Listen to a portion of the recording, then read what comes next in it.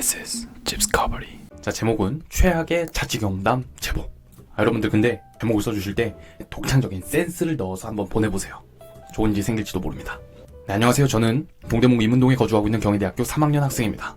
계약이 5개월이나 남은 상황에서 계약을 파기하게 된 이야기를 하고자 합니다. 아직 일주일밖에 안 된 따끈따끈한 이야기입니다. 바쁘시다면 빨간 부분부터 읽어주면 됩니다. 아니야, 다 읽어줄게. 저는 한국인이지만 본가가 해외라 한국에 혼자였었습니다. 학교 기숙사, 사설 기숙사도 살아보았는데 룸메와 마찰도 있었고 한 학기 후에 휴학을 할 계획이라 일찍 자취를 시작하자고 결정하게 되었습니다. 기숙사비가 한 달에 20만원 정도였기 때문에 자취 월세비가 많이 부담스러웠었고 최대한 싼 집을 찾아다녔습니다. 야, 여기서부터 뭔가 불안해.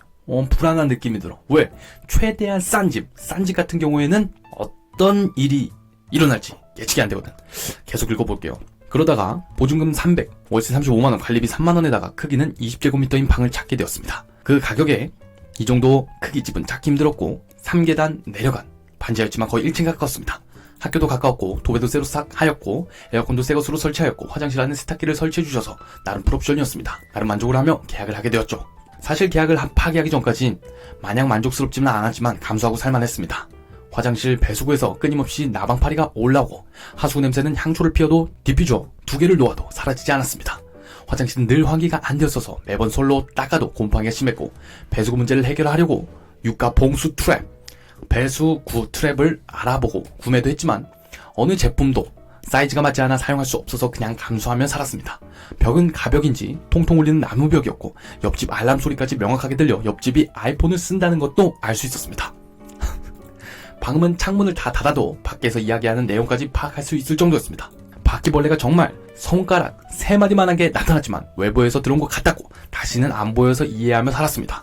제가 돈이 없으니 이 정도는 감수하는 거지 라고 생각을 했었거든요. 그런데 정말 참을 수 없는 일이 일어나게 됐습니다. 제가 이번 겨울방학이 시작되면서 한 달간 합숙 캠프도 갔고 외부로 자주 다니게 되었습니다. 그러다 코로나가 유행하는 바람에 집에 돌아오게 되었는데 집에서 이상한 소리가 들리기 시작한 것입니다. 사건 1일차.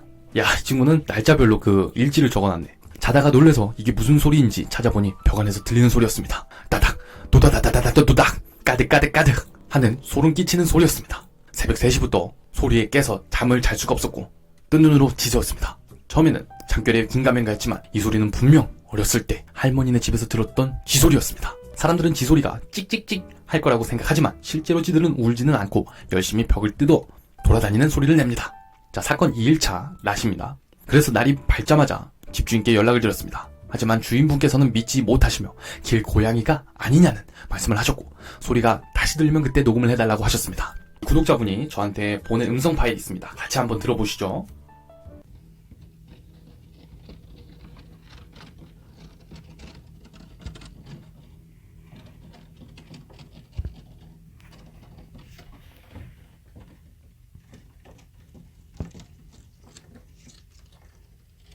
네, 이런 소리가 났다고 하네요.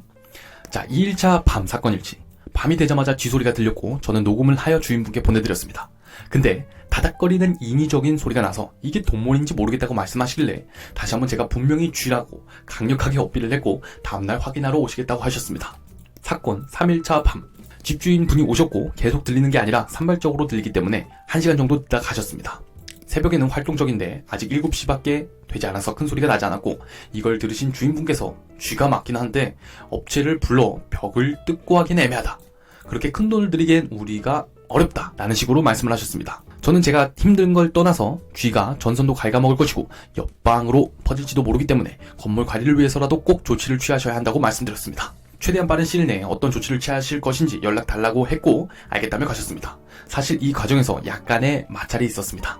저는 업체에 문의해보시고 아내분이랑 상의도 해보시고 결정한 사안에 대해 다음날 알려달라고 부탁했는데 주인은 재촉하지 말라고 서로 불키면 서로 안 좋다며 감정적으로 반응하셨습니다. 당장 해결해달라는 것도 아니었고 흐지부지 시간이 흘러갈까봐 저는 명확하게 고지한 후에 진행해달라는 입장이었습니다. 저는 이틀 밤이나 잠을 자지 못했고 또 소리가 들리니 끔찍해서 친구네 집에 피신을 가게 됩니다. 그렇죠.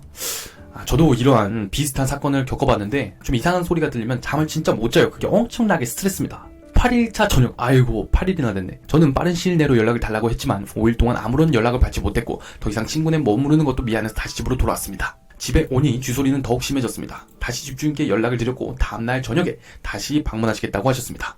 9일차 저녁 다시 방문을 하시고 1시간가량 소리를 듣다 가셨습니다. 왜 아무런 연락이 없었냐고 물어봤지만 알아보기는 했었다는 대답만 돌아왔습니다. 보니까 업체도 약 뿌리고 한 달 정도 기다린다던데 우리도 그냥 약 뿌려보자 라고 말씀을 하셨고, 약을 사고 뿌리고 결과까지 보려면 2주는 더 지켜보자고 말씀하셨습니다. 솔직히 하루 이틀이면 알아보고 결정했을 내용인데 제가 가만히 기다리니까 별거 아니라고 생각하고 아무것도 안 하신 겁니다. 다시 들으러 오시고 그제서야 약을 시키겠다고 하니까 답답했지만 그래도 이제 조치가 취해진다고 생각해 기다리기로 했습니다. 그날 밤도 밤새 잠을 자지 못했습니다. 뜨드득 이 소리가 계속 들린 것이죠.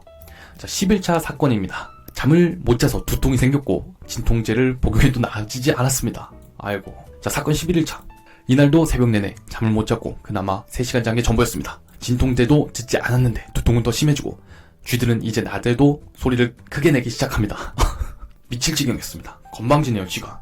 쥐새끼. 친구 부모님이 부동산을 하셨고 제 얘기를 들으시더니 그럴 때는 일이 해결때까지 숙소를 잡고 숙박비를 청구할 수 있다고 하셨습니다. 그래서 저는 주인분께 3월 월세를 내지 않고 한 달만 살다 와도 되냐고 정중하게 여쭤봤습니다. 그러나 집주인은 월세를 못 받으면 자기가 손해가 아니냐며 그렇게는 안 된다고 약을 뿌렸으니까 기다리라고 하셨습니다. 저는 당장에 살 수가 없을 만큼 괴로운데 말이죠.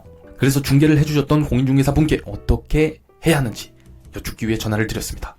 중개사분은 제가 한 달 나갔다가 들어오겠다고 한 것도 마냥한 걸 텐데 어떻게 그럴 수 있냐며 쥐 있는 집에 다시 들어오는 것도 끔찍하다고 말씀하셨습니다. 그러고는 집주인분께 연락해보시겠다고 하시고 끊었습니다. 나중에 주인분이 전화가 오시더니 격양된 목소리로 지금 공인중개사를 통해서 항의하는 거냐고, 뭐 하시는 거냐고, 원하는 게 뭐냐고 하셨습니다. 저는 한 달 나가서 살겠다 다시 말씀드렸고 주인분은 자기가 손해라며 그냥 방을 빼달라고 했습니다. 2주 줄 테니까 그 아니면 방을 구하고 이사할 수 있지 않냐며 말이죠. 저는 많이 지쳤고 오만정이 다 떨어지기도 해서 방을 빼기로 했습니다. 그래서 저는 지금 일주일 만에 방도 빼고 이사도 마친 상태입니다. 가난한 학생을 그저 돈벌이 수단으로 대하는 것도 많이 상처를 받고 가족도 없이 혼자서 급하게 방을 알아보고 이사까지 마치느라 몸도 힘들었습니다. 사실 집 구하기 전에 집스커버리님 영상을 보고 회기 쪽 부동산에서 일하시는 것 같아 영상에 댓글도 남겼었습니다. 집스커버리님 같은 분이면 새로운 집을 구할 때 이런 일을 겪지 않도록 도와주실 수 있을 것 같았거든요. 근데 아무래도 댓글도 많다 보니까 묻혔고 저는 혼자서 집을 구한 상태입니다. 글 쓰다 보니 이야기가 너무 길어져서 죄송합니다.